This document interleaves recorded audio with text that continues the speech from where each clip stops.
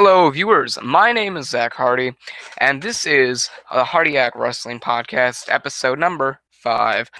Um, Today we give a review and we give a recap of WWE Raw, Monday Night Raw from July 13th, 2015. We talk about the NXT Women taking over the WWE Divas Division. We talk about Seth Rollins back to being by himself on his own. Roman Reigns and Bray Wyatt getting a brawl earlier than expected. Is the United States Championship Open Challenge a must-see event every week? What is my current take on John Cena? What is Cesaro's current direction? Some viewer questions that I've been emailed, and plugs for today. There we go. So we first start out.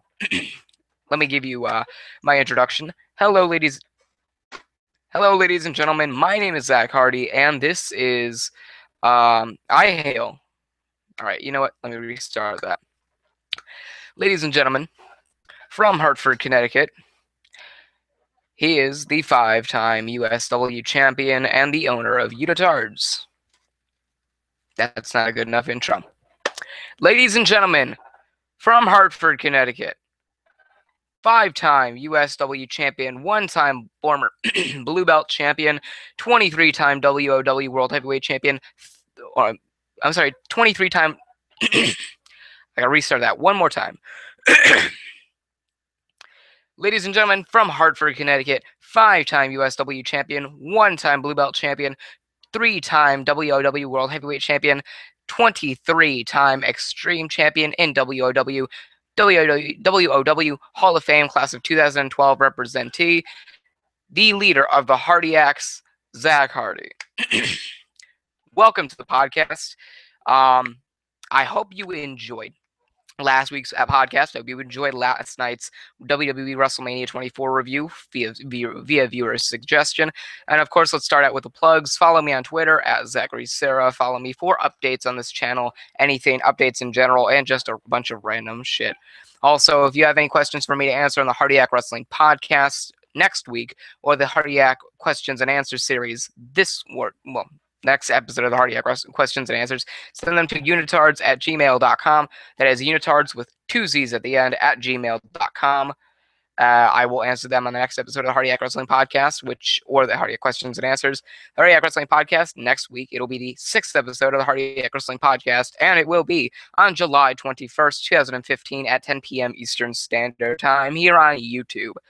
So let's get into the podcast. This may not be as long as everybody would normally have or normally know this podcast to be. But first off, we're going to go and start out with the Raw review and recap from July 13th, 2015. We opened up the show with Paul Heyman and Brock Lesnar coming out. Heyman lists Brock Lesnar's accomplishments, talks about the destruction Brock Lesnar will bring to Seth Rollins, puts Brock over until Rollins and Kane cut him off, which is just something you don't do. He tells Lesnar that he did not accomplish anything by attacking an inanimate object and not attacking Seth Rollins or Kane.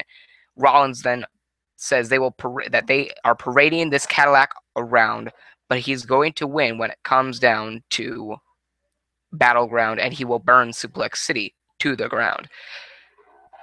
Kane tries to threaten Brock Lesnar and Paul Heyman. Paul Heyman calls Kane the Undertaker's baby brother for threatening him, of course. Heyman brings up beating the streak, says they could have a contract signing because, sarcastically, nothing ever goes wrong with that. Heyman says nothing happens until Seth Rollins violates the commandments, and he will go to Suplex City. So, Brock had one of the quotes of the night. I'll take you to Suplex City tonight, bitch.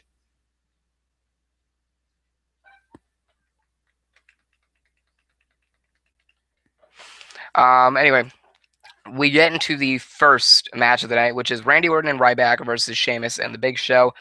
It was scheduled as the All-Star game in the WWE. Again, we're not being sold on any of that. But the match goes back and forth. Orton's very enthusiastic when it comes to the night. taunting Sheamus, taunting the Big Show, whatever. Hitting, bringing back the dropkick. That's great.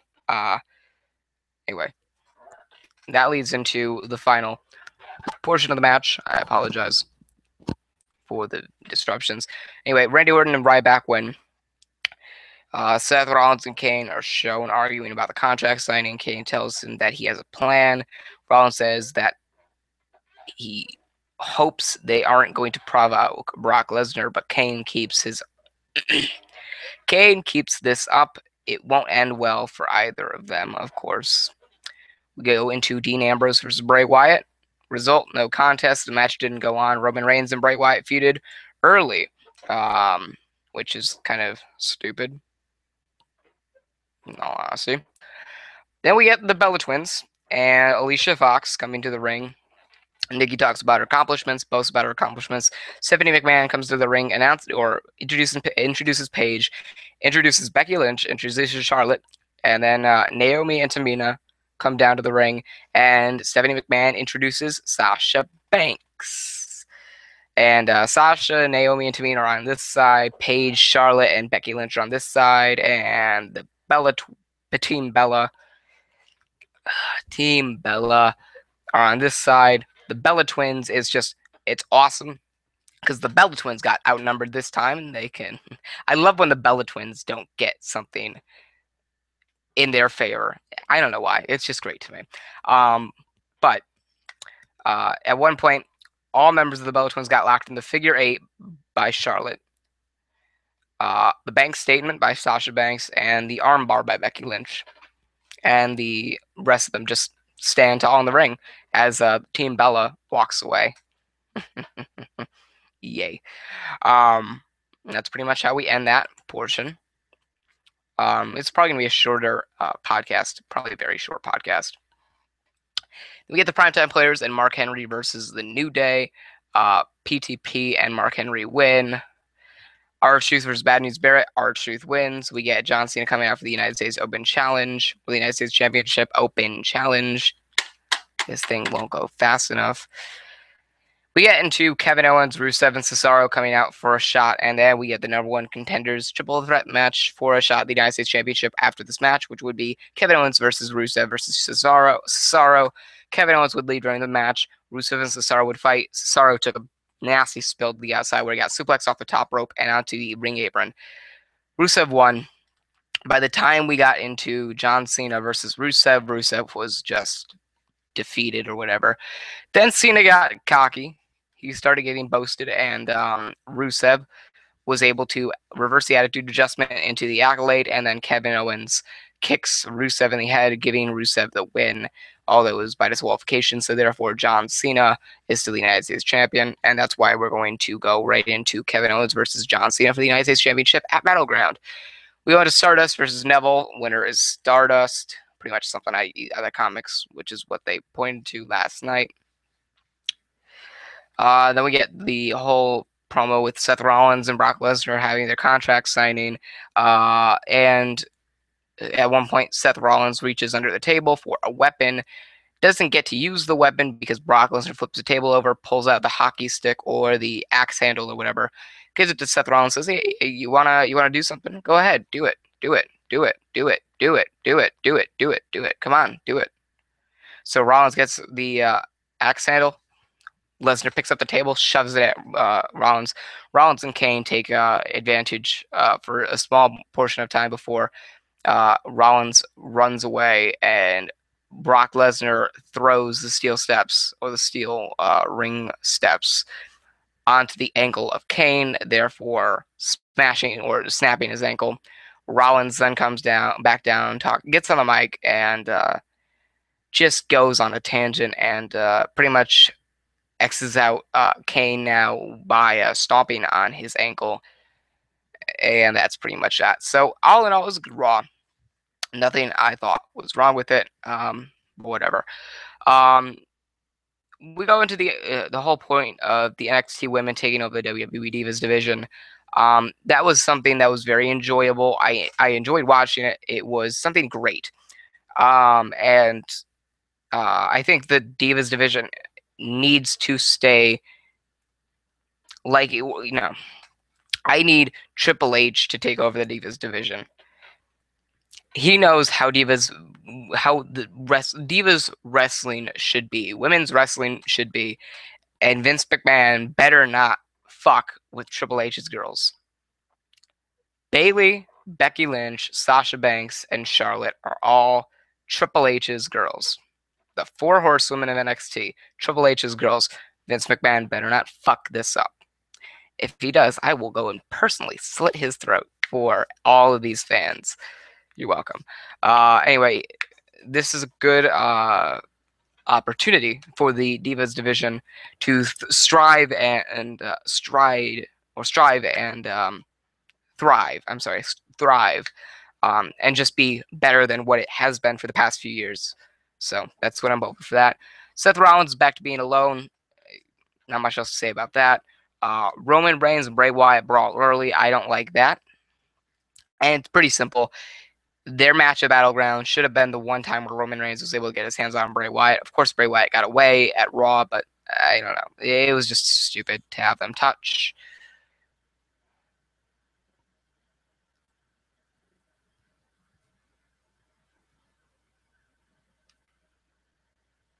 Hold on.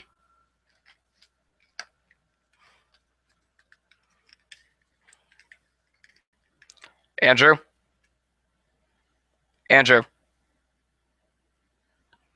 Hold on. Andrew? Andrew?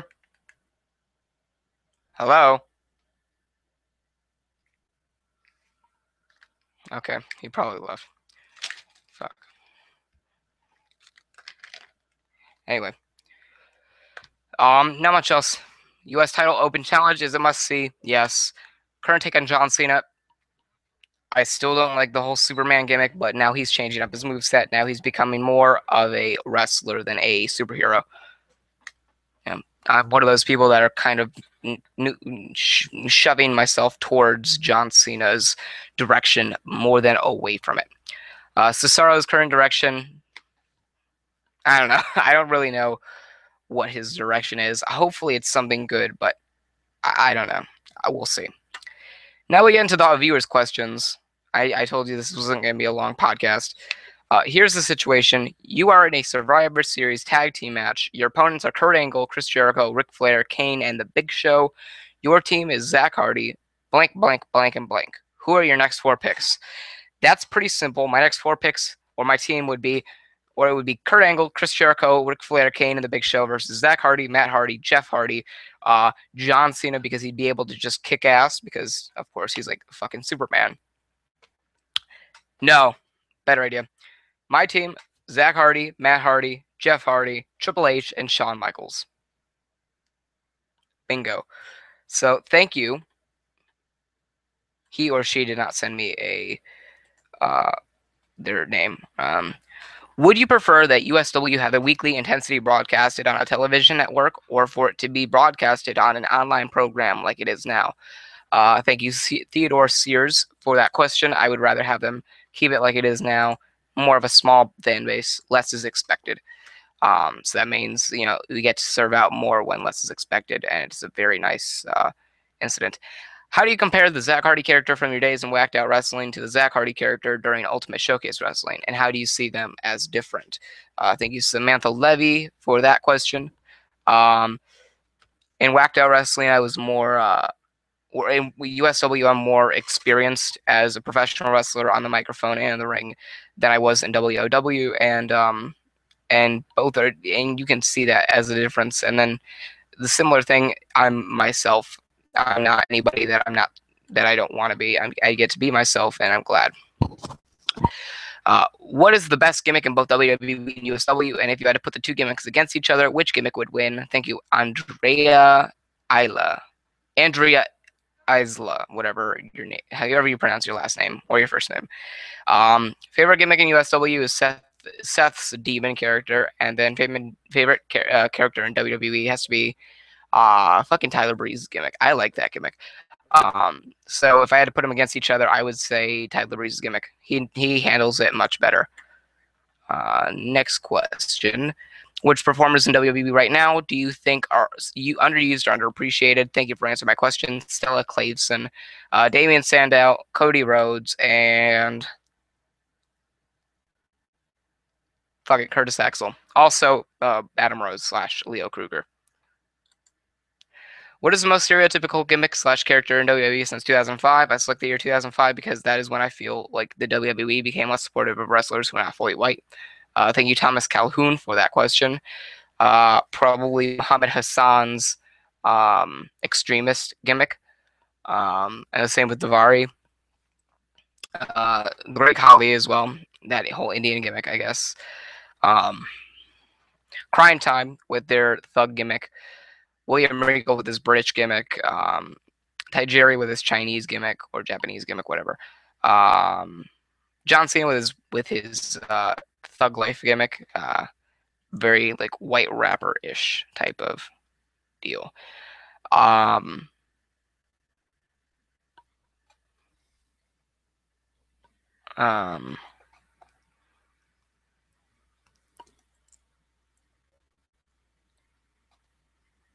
I don't know.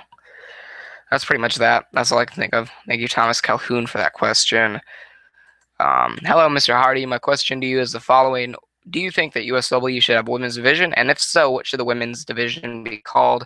Sincerely, Lewis or Louis Brighton. No. USW shouldn't have a women's division or a Divas division, whatever. Do you think that Stardom Wrestling will be bought by another promotion? Do you think that Stardom Wrestling will merge with another promotion such as USW? Do you think that Stardom Wrestling will just go away, period? Thanks for answering my question, Tony Putman. Hey, thank you for sending your question also into the Hardyac questions and answers. I appreciate it. Well, Starrcade just finished, and SWO or Stardom Wrestling has not been picked up, so Stardom Wrestling is going out of business in exactly an hour and 43 minutes. Great timing, though. If the WWE had bought USW, what do you think would happen to everything involving the involving USW? What would USW turn into? What would be the fate of USW's label? USW would be just disbanded, and it'd just be one of the contests that people wouldn't have anymore, or people wouldn't have anybody. I'm sorry. WWE wouldn't have competition anymore, I guess. Last question. If you could bring 5 current wrestlers from WWE down to USW, who would you bring? Here are the rules. They cannot have won the WWE title, the World Heavyweight title, or the WWE World Heavyweight title in their careers. They can only have joined WWE after the year 2010, and they have to be a full-time wrestler as of right now, so that would exclude people like John Cena, Kofi Kingston, Brock Lesnar, or The Undertaker. Thank you very much for my question, Quincy Norris. P.S. Yes, this is the guy from SWO. I'll be on USW soon as well. See you there. Cesaro. I would pick Cesaro.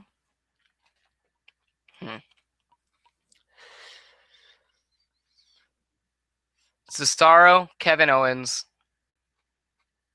Adrian Neville. I'm gonna say you meant NXT or WWE roster, main roster. So I'm gonna go with Cesaro, Tyson Kidd, Xavier Woods, Big E, and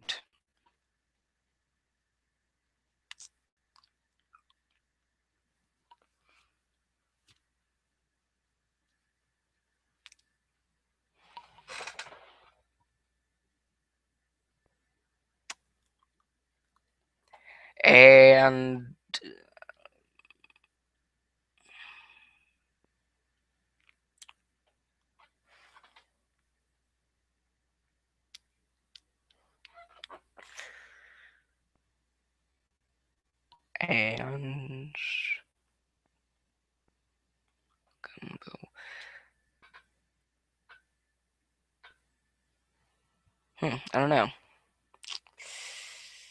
I guess I would pick Cesaro, Tyson Kidd, Big E, Xavier Woods, and no, Cesaro, Tyson Kidd, Connor and Victor from the Ascension, and Xavier Woods.